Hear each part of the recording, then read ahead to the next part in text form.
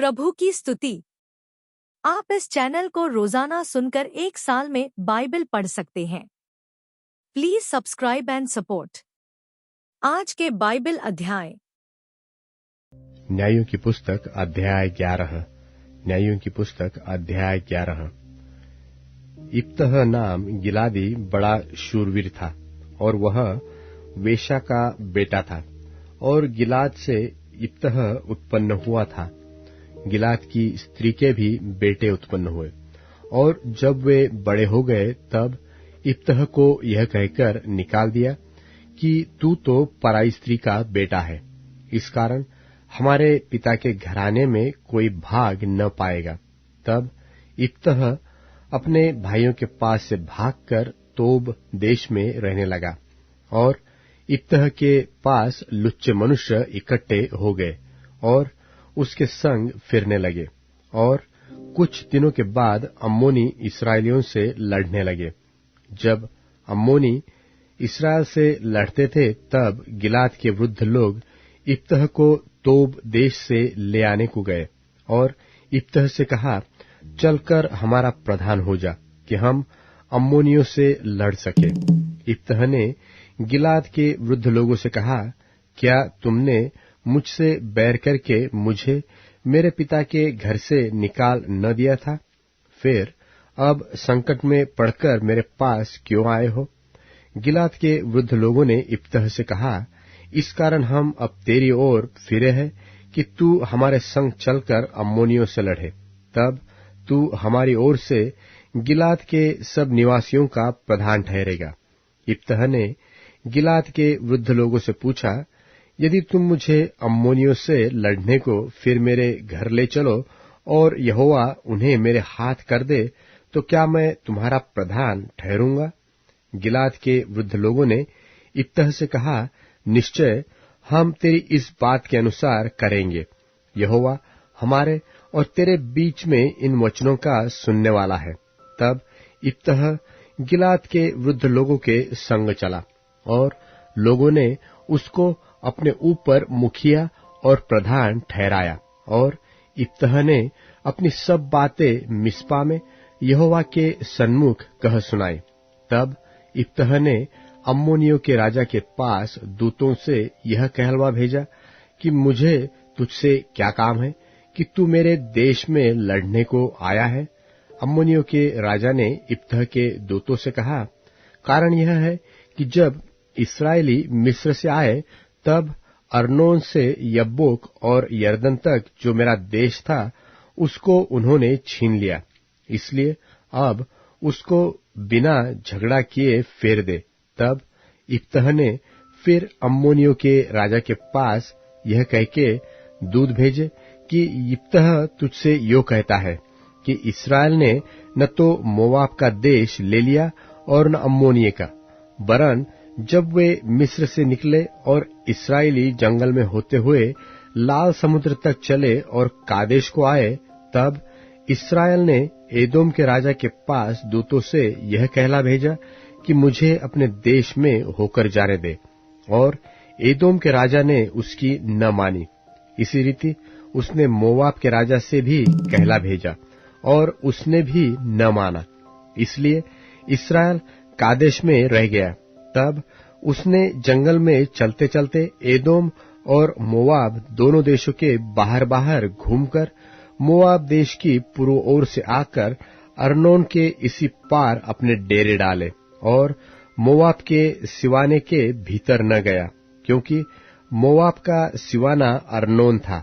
फिर इस्राएल ने एमोरियों के राजा सिहोन के पास, जो हेशबोन का राजा था, दूतों से यह कहला भेजा कि हमें अपने देश में से होकर हमारे स्थान को जाने दे। परंतु सिहोन ने इस्राएल का इतना विश्वास न किया कि उसे अपने देश में से होकर जाने देता, वरन अपनी सारी प्रजा को इकट्ठी कर अपने डेरे सहित यहस में खड़े करके इस्राएल से लड़ा। और इस्राएल के परमेश्वर यहोवा ने सिहोन को सारी प्रजा समेत इस्राएल के हाथ में कर दिया, और उन्होंने उनको मार दिया। इसलिए इस्राएल उस देश के निवासी एमोरियों के सारे देश का अटक हो गया, अर्थात वह अर्नोन से यब्बोक तक और जंगल से ले यरदन तक एमोरियों के सारे देश का अधिकारी हो गया। इसलिए अब इस्राएल के परमेश्वर यहोवा ने अपनी इस्राएली प्रजा के सामने से एमोरियों को उनके देश से निकाल दिया है।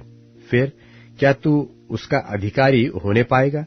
क्या तू उसका अधिकारी न होगा जिसका तेरा कामोश देवता तुझे अधिकारी कर दे? इसी प्रकार से जिन लोगों को हमारा परमेश्वर यहोवा हमारे सामने से निकाले, उनके देश के अधिकारी हम होंगे। फिर क्या तू मोआब के राजा सिप्पोर के पुत्र बालाक से कुछ अच्छा है? क्या उसने कभी इस्राएलियों से कुछ भी झगड़ा किया? क्या वह उनसे कभी लड़ा? जबकि इस्राएल हेशबोन और उसके गांव में और अरोएर और उसके गांव में और अर्नोन के किनारे के सब नगरों में 300 वर्ष से बसा है, तो इतने दिनों में तुम लोगों ने उसको क्यों नहीं छुड़ा लिया? मैंने तेरा अपराध नहीं किया, तू ही मुझसे युद्ध छेड़कर बुरा व्यवहार करता है।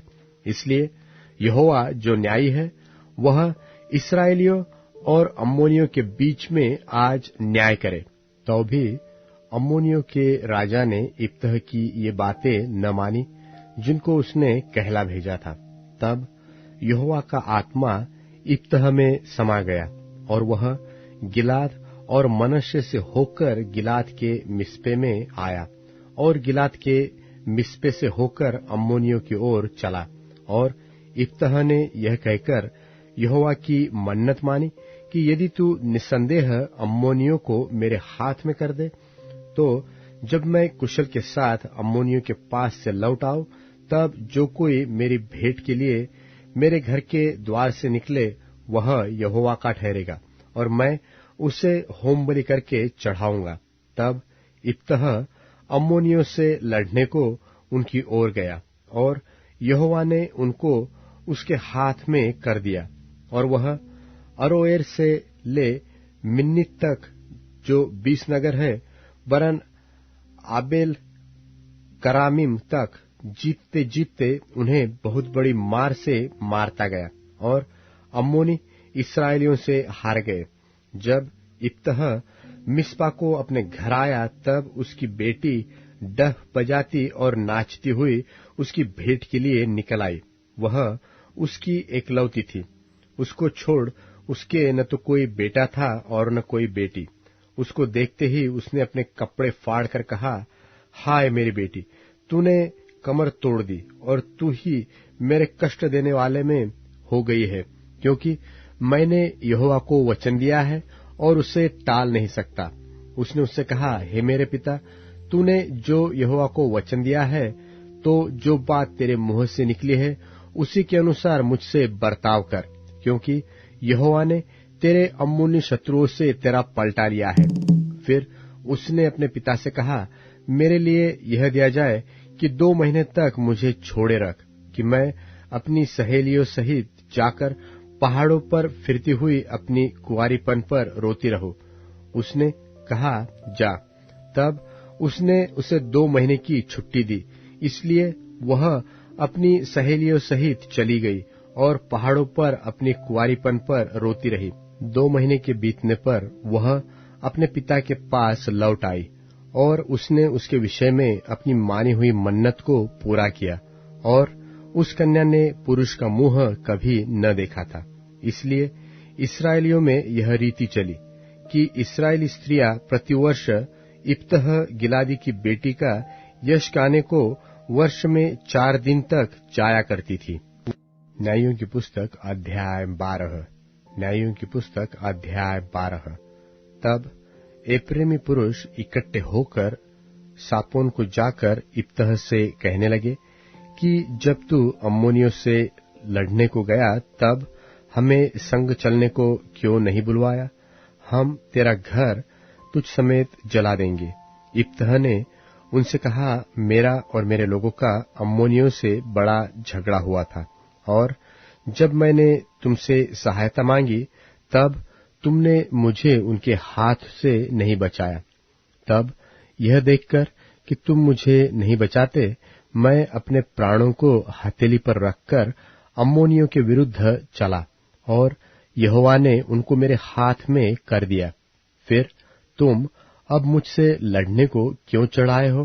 तब इप्तह गिलाद के सब पुरुषों को इकट्ठा करके एप्रैम से लड़ा, और एप्रैम जो कहता था कि हे गिलादियों, तुम तो एप्रैम और मनश्शे के बीच रहने वाले एप्रैमियों के भगोड़ हो। और गिलादियों ने उनको मार लिया, और गिलादियों ने यरदन का घाट उनसे पहले अपने वश में कर लिया। और जब कोई एप्रैमी भगोड़ा कहता कि मुझे पार जाने दो, तब गिलाद के पुरुष उससे पूछते थे, क्या तू एप्रैमी है? और यदि वह कहता नहीं, तो वे उससे कहते, अच्छा शिब्बोलेत कह। और वह कहता सिब्बोलेत, क्योंकि उससे वह ठीक बोला नहीं जाता था। तब वे उसको पकड़कर यरदन के घाट पर मार डालते थे। इस प्रकार उस समय 42,000 एप्रैमी मारे गए। इप्तह 6 वर्ष तक इस्राएल का न्याय करता रहा। तब इप्तह गिलादी मर गया और उसको गिलाद के किसी नगर में मिट्टी दी गई। उसके बाद बेथलहेम का निवासी इबसान इस्राएल का न्याय करने लगा, और उसके 30 बेटे हुए, और उसने अपनी 30 बेटियां बाहर ब्याह दी थी, और बाहर से अपने बेटों का ब्याह करके 30 बहू ले आया, और वह इस्राएल का न्याय 7 वर्ष तक करता रहा। तब इबसान मर गया और उसको बेथलहेम में मिट्टी दी गई। इसके बाद जुबलूनी एलोन इस्राएल का न्याय करने लगा, और वह इस्राएल का न्याय 10 वर्ष तक करता रहा। तब एलोन जुबलूनी मर गया, और उसको जुबलून के देश के अय्यालोन में मिट्टी दी गई। उसके बाद हिल्लेल का पुत्र पिरातोनी अब्दोन इस्राएल का न्याय करने लगा, और उसके 40 बेटे और 30 पोते हुए, जो गधियों के 70 बच्चों पर सवार हुआ करते थे। वह 8 वर्ष तक इस्राएल का न्याय करता रहा। तब हिल्लेल का पुत्र पिरातोनी अब्दोन मर गया, और उसको एप्रैम के देश के पिरातोन में, जो अमालेकियों के पहाड़ी देश में है, मिट्टी दी गई। इब्रानियों के नाम पत्री 7वां अध्याय। यह मल्कीसिदक शालेम का राजा और परम प्रधान परमेश्वर का याजक सर्वदा याजक बना रहता है। जब इब्राहिम राजाओं को मारकर लौटा जाता था, तो इसी ने उससे भेंट करके उसे आशीष दी।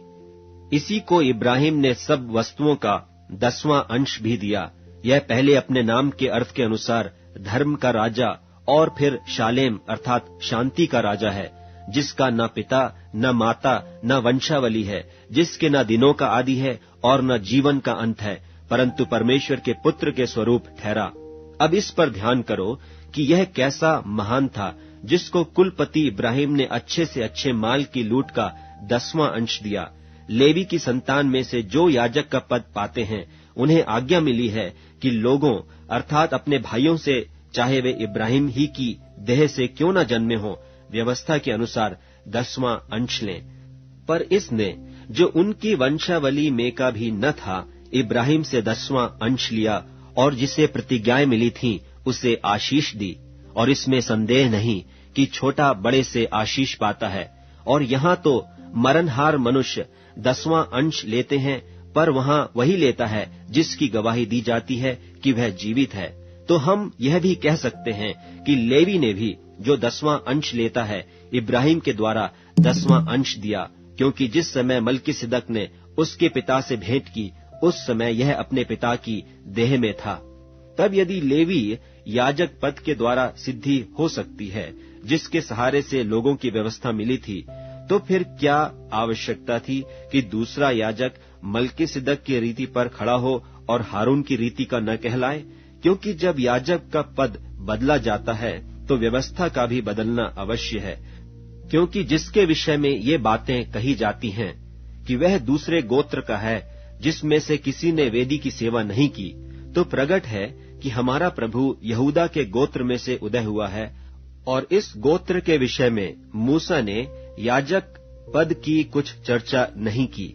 और जब मल्कीसिदक के समान एक और ऐसा याजक उत्पन्न होने वाला था, जो शारीरिक आज्ञा की व्यवस्था के अनुसार नहीं पर अविनाशी जीवन की सामर्थ्य के अनुसार नियुक्त हो, तो हमारा दावा और भी स्पष्टता से प्रकट हो गया, क्योंकि उसके विषय में यह गवाही दी गई है कि तू मल्कीसिदक की रीति पर युगानुयुग याजक है। निदान पहली आज्ञा निर्बल और निष्फल होने के कारण लोप हो गई, इसलिए कि व्यवस्था ने किसी बात की सिद्धि नहीं की, और उसके स्थान पर एक ऐसी उत्तम आशा रखी गई है जिसके द्वारा हम परमेश्वर के समीप जा सकते हैं।